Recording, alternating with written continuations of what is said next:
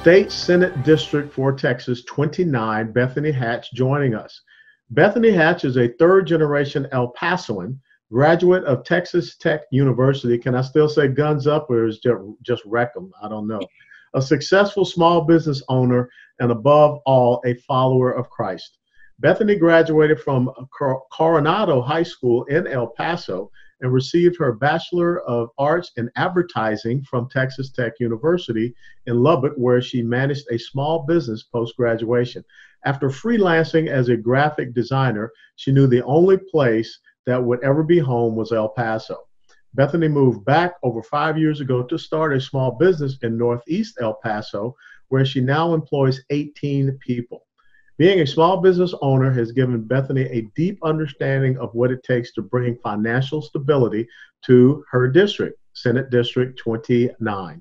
She truly believes that Senate District 29 can be filled with opportunity, given the right circumstances to flourish. Bethany wants to empower the residents of State Senate District 29 to feel confident in pursuing the American dream. Bethany knows that with someone willing to fight for the people of that district, together, they can bring exponential growth and opportunity to the area. By fighting for lower taxes and more recognition from the state government in Austin, State Senate District 29 can be revitalized and set free to achieve prosperity and success. The policies of the progressive socialist left only diminish people's potential. But by empowering the people, we can be set free from the high taxes, stifling regulations, and overbearing government influence on our daily lives. Bethany, thanks so much and welcome to our Chairman Chat. Thanks so much for having me. Hey, when you talk about being a small business owner, as you say down here, being set free of the overbearing government influence on our daily lives, you got to look at what's happening here with the economy in Texas. We know that just yesterday, the first time in history, oil markets went negative. What do you see as being the effects? You're a small business owner. What are the effects, and what is your perspective and thoughts about getting the Texas economy reopened? Well, I think it's really important that we start reopening, and we can do so safely. I think that a lot of small businesses are really hurting right now. People are out of jobs, and there's a lot of businesses that might not ever open again. So this is not just a short-term problem. This is something that we're going to be seeing in long-term effects. And like you said, with the crude oil, it's dropped so low, and we really need to get people out to work so that they can start buying gas and just get the economy back open. Now, what type of small business do you have out there, and how have you been affected by the shelter-in-place forced isolation mandates that have been handed down? I own a pet care facility, so we do dog and cat training, daycare, and boarding. And the shutdown happened right around spring break, which is typically one of our busiest times of the year. And so we went from being at capacity to minimal numbers, and it was a big hit on us, but we powered through it for a while, and then we ended up shutting down on April 1st. And I have since been paying my employees, but we did not receive the PPP funding. So we are opening back up on May 1st. And because I need to keep my doors open and keep the employees getting paid. Now, what do you think about this whole thing with government making the decision about what is an essential or non-essential business? Every single job is essential. If that paycheck is providing for somebody, providing for their family, keeping a roof over their head, putting food on the table, every single job is essential. And it's a little discouraging to see that this elected official feels as though they can tell somebody if they're essential or not. Now, when you look at State Senate District 29, right now it's currently represented by Jose Rodriguez. I guess he'll be stepping down, and you'll be going up against Cesar Blanco. Tell us a little bit about State Senate District 29 out there, El Paso. It goes down along the upper Rio Grande Valley. I did a motorcycle ride out through there, going through Marfa down to the Big Bend. It's a beautiful country. Yeah, it's absolutely beautiful. We have 5 counties: El Paso, Culberson, Hudspeth, Jeff Davis, and Presidio counties. And it's absolutely a beautiful district, so much natural. You have Big Bend and the beauty of the Rio Grande, and then you have an amazing border city here in El Paso, and it's a really unique district. Now, what do you see as the major challenges for you being a candidate out there in that state Senate district, which is really, let's be honest, been dominated by the Democrats? How do you make that differentiation between you, your philosophy of governance, your ideological principles and values? Well, I think that you're right. This district is so deeply rooted in the Democratic Party, and we constantly are voting in Democrat politicians. But so many people are ready for a change. I see it all the time. I talk to people, and they're ready for someone who's going to represent them. And I think that what I bring to the table is I've been part of the community. I have owned a small business, and I know what it takes to be able to bring economic growth to our district. And I think that that's something that people in this district are really craving. And I think that it's something that will set me apart from the policies on the left. Now, another key aspect of that state Senate district, I mean, it is a border district, and so the issue of illegal immigration has to be so important. What have been some of the positives and definitely the negatives that you have seen for illegal immigration out there in that state Senate district? Well, I think it's important that we recognize the people that have crossed over the border legally, that they've gone through the process, that they've really immersed themselves into the community and have done it the right way. And we do have a lot of problems with illegal immigration. And I think that something that we should talk about is how businesses are hiring people who are not legal, and that doesn't even protect the illegal worker. So they might not be getting paid minimum wage. They might not be they might not qualify for things like workman's comp, other things that protect legal citizens of the nation. They're not getting those things. And so by encouraging people to cross over and to take those jobs, it's not only hurts our residents by taking jobs away, but also it hurts the people who are in those jobs that are not getting treated as they probably should be. And when you talk about economic growth, opportunity, and revitalization out there, what are the major industries that you have in the State Senate District 29? And what are the opportunities that you see where you could bring new industries and new opportunities out there? Absolutely. So I think that District 29 has been ignored by the rest of Texas. We see a lot of other companies getting incentivized to go into the bigger cities that are already growing exponentially. And in West Texas, we really don't see any benefit from some of these programs. So I think that if we can have somebody in Austin that is fighting for our district, who fights for us to be recognized, then we can receive some of those incentives to bring some of those bigger companies here and to be able to use that to grow the community. You know, one of the things, of course, I spent 22 years in the Army, and you have an incredibly important military installation out there called Fort Bliss, which is the home of the 1st Armored Division. How do you see you interacting with that military installation, and also, you know, supporting our veterans and maybe getting more veterans to stay out there in the El Paso area that can help to grow the economy there and take part in these expanded opportunities? One thing, I work with a lot of veterans. I work with a lot of active duty military. Our facility, we probably have about 90% military customers, if not more. And one of the biggest complaints I hear is the VA system. And one thing that we really have failed our veterans on is not reforming the VA.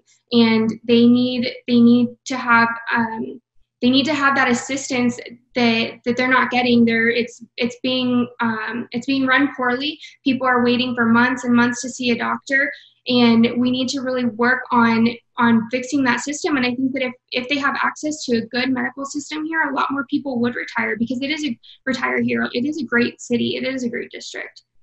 And, you know, when you talk about a great city and a great district, economic opportunities, one of the cornerstones to that, and especially for military families, is the education system.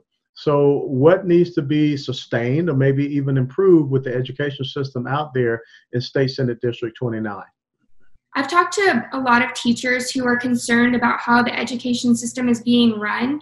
And one thing that I believe that we need to do is remove the federal government from our education system and bring it back to Texas, and then even more so put it back into the different districts, because the way that that an education system might thrive in District 29 might not be the way that it would thrive somewhere like Houston or Austin.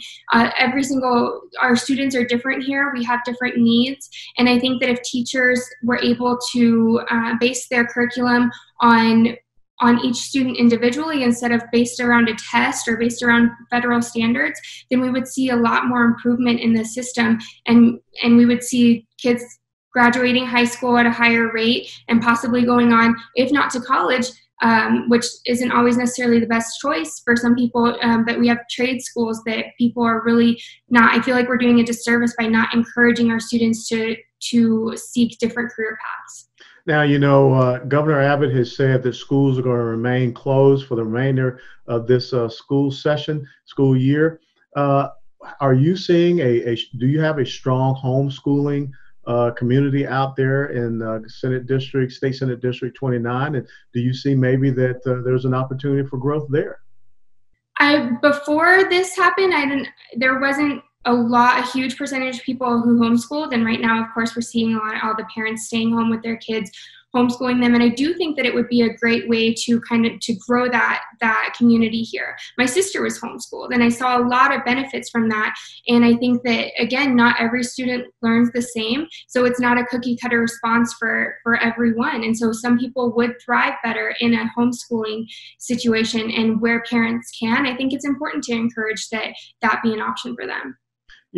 When I sit and have this conversation with you, you're exactly what the Republican Party, not just in Texas, but all across the United States of America needs, those young, energetic faces and voices. So how can people support you, and how can we make sure that we get more young constitutional conservatives out there running for these elected positions? Because I believe we have to start building a farm team system.